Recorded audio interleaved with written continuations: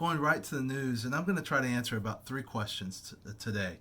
One, people ask, are there really that many more deaths from coronavirus? Wouldn't we get the same number from flu, from normal natural illnesses, and natural death rate? The second is, does social distancing really work? And the third is, does budesonide, an inhaled steroid, cure coronavirus, as someone has made the claim? So first off, what about the death rate? How many deaths have there been? Now, this is from the Journal of the American Medical Association. It was published July 1st. And there were so far we've had 131,000 deaths from coronavirus all totaled.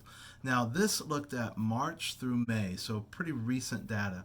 And it looked at the normal death rate in the United States and extra death rate compared to previous years. So it looked at several previous years for the same 3 months of the year and what was the number of deaths, just absolute number of deaths. And how many extra did we have during that time, which the only thing different this year was we had COVID-19 from March to May. And the answer, there were 122,000 extra deaths in the United States in those 3 months, more than, all the normal things. So is it more than what we normally have? Yes. In fact, those 122,000 extra deaths during those 3 months can you say it was all from COVID? Well, during that time period, only about 95,000 were reported as COVID deaths. So the extra deaths, which again, the only difference was COVID, was 28% higher than what was actually reported. Now, some people are saying, well, is the number being inflated, the number of deaths or the number of infections from COVID-19 being inflated? No. This study would say it's being understated. In fact, during that March to May time period, remember, we didn't have a lot of testing. What was said during that time? We need more testing. So a lot of people would have died without the diagnosis of COVID-19. So it would have been underreported, not overreported. So there is a lot. This study says 122,000 extra deaths in 3 months in the United States. And it's a lot of life lost. And it's not just older people. Some people will say, well, weren't they older people that had a lot of medical problems that die anyway? No. We're saying that during that time period, these people would have lived if it hadn't been for COVID-19. All right, my second question. Does social distancing work? Do all these isolation measures work? All right, this is an interesting one, and this will probably drive you conspiracy theorists crazy. This is published, again, by the Lancet Infectious Disease, and they took mobile phone data across the United States. Now, this data was aggregate and anonymous, so they're not tracking you personally. Don't get too worried. But from January through mid-April, they tracked the movement of people. So remember what was happening then. In January, everything was going normal. February, everything was going normal. Around mid-March, we started having our cases shoot up, and everybody stayed home and isolated. So they could track mobility by county in the United States, and they would look at some of the practices. So in counties where they did isolate, and there was a great variability across the United States during this time, but looking at cell phone data, and if you've got a cell phone and you're doing your normal stuff, going to the grocery store, going to a game, going to this or that, you're going to be moving all over. And if somebody's tracking it aggregately and anonymously, they can see that movement. Now, we all stayed home. Your cell phone stayed in one place. They tracked that. They looked at it and saw the mobility. So what happened? No surprise. It was start of March that the cases started to soar, and the curve was very sharp and going up very high. Around that time, we isolated, and it did show that the mobility of Americans, county by county, was down. And when the mobility went down, 9 to 12 days later, the case numbers started to go down also. So that's the incubation period for coronavirus. And so that study would say it's strongly associated, mobility of cell phones is strongly associated with a decrease in the spread of the disease. All right, those are studies that were done. They're good studies. They're done in reputable journals. All right, the third one, does budesonide help? Now, the reason I'm asking this question and answering it is because I got this forwarded to me by just a couple different people. My mom and my in-laws. They both sent me separately this video of a doctor in Texas who was claiming to have the cure for coronavirus. So, in his words, really, he says, we don't have to worry about anything because we already have the answer. We don't need a vaccine. We don't need a social distance. We don't need to mask.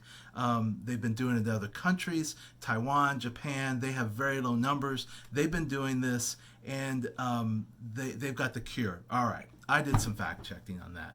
Yes, Taiwan, Japan, and Iceland. He noted all three of those places have very, very low numbers. What is the common factor for Japan, Taiwan, and Iceland? Their islands. They had strict control measures from the very beginning of this outbreak. They controlled and they kept the spread coming into the country, and the people that had it, they kept them from spreading to other people.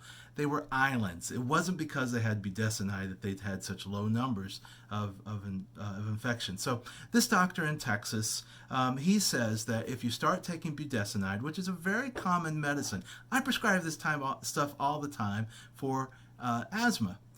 It's a good medicine. Does it work for preventing COVID? It's actually a pretty good thought. Could it do it? Well, right now, I looked at the Centers for Evidence-Based Medicine, and they've actually looked at this topic, and they scoured everything that we've got right now for evidence. Does inhaled steroids cure, prevent, or just help COVID-19? And the answer is we actually don't have enough studies to say it. What there is maybe a suggestion that in vitro, in test tubes, that it may inhibit the virus. There's just a few clinical studies or observations in real life that says maybe it helps a little bit. But this guy in Texas says that it cures it and we don't need anything else. All right, there is absolutely no reason that you can say that. There's no evidence-based reason that you can say that. It's a good thought. It should be studied. Here's what I think will happen. It might help a little bit. I don't think it's going to be a silver bullet. I don't think it's going to be a cure. It is not a cure. It has not been proven yet. So here's another comment I'm going to make about doctors who come out and make claims like this. This is, and since he's from Texas, I'm calling him a maverick doctor. I see this a lot. I see patterns in medicine and in society. And this is a maverick doctor. It's somebody who acts alone. So this guy has done his own stuff. He's written his own literature about it. He's not presented it to a peer-reviewed journal. He doesn't have co-researchers. He's doing it all by himself. All right. What did I do when I told the first two topics? I cited peer-reviewed journals. The first one was the Journal of American Medical Association. The second was The Lancet. Those are highly respected journals. What do people have to do to get their evidence into one of those journals? One, they have to have multiple authors. They have to go through ethics. They have to go through their methods, their data collection. It's all scrutinized between themselves, between all the authors, all the academics. Then they present it to this journal. The journal has all their specialists who scrutinize it and look at it and make sure it's worthy of being published. And if it is, then it gets published. Then it's scrutinized even further. Then, before we take one study and say it means much, we usually say we need more studies to confirm this. So the standard in science and in medicine is not one doctor saying he's found the cure with no shred of evidence. It's when you do peer-reviewed research that has everybody looking in. It's open. It's the data's there. You can look at it, and it's reviewed and it's repeated. Okay. Maverick doctor. So he acts alone. The other thing about Maverick doctor, so here's the highlights. Whenever you see these guys come on TV, they have their infomercials, they've got the cure. The other thing is, everybody else is wrong. How is it that you in Texas are the only one that's right, and all the rest of us are so dumb that we couldn't take something off the shelf that we prescribe every day and cure COVID?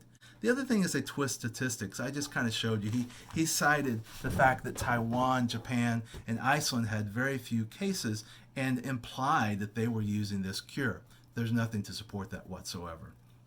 twisted numbers. They appeal to common sense. It's true. You could decrease inflammation in the lungs by an inhaled steroid, and it might decrease inflammation of COVID-19 pneumonia. Very plausible. But the reality is, does it? Does it stop the virus from replicating or inhibit the virus or decrease inflammation in the body that causes some of the damage?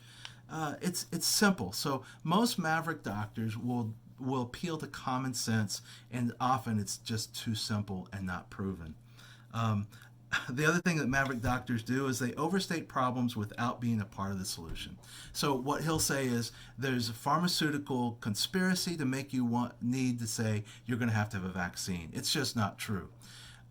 He's calling out all kinds of problems in the current pandemic without being a part of the solution. He's offering a cure that really is not a cure. So budesonide, there I got my soapbox a little bit, and maverick doctors. Budesonide, interesting idea. I hope it's studied. I hope we find out something about it. I don't think it's going to be a cure. Maverick doctors, they might be interesting to listen to, but go to your family doctor for better answers.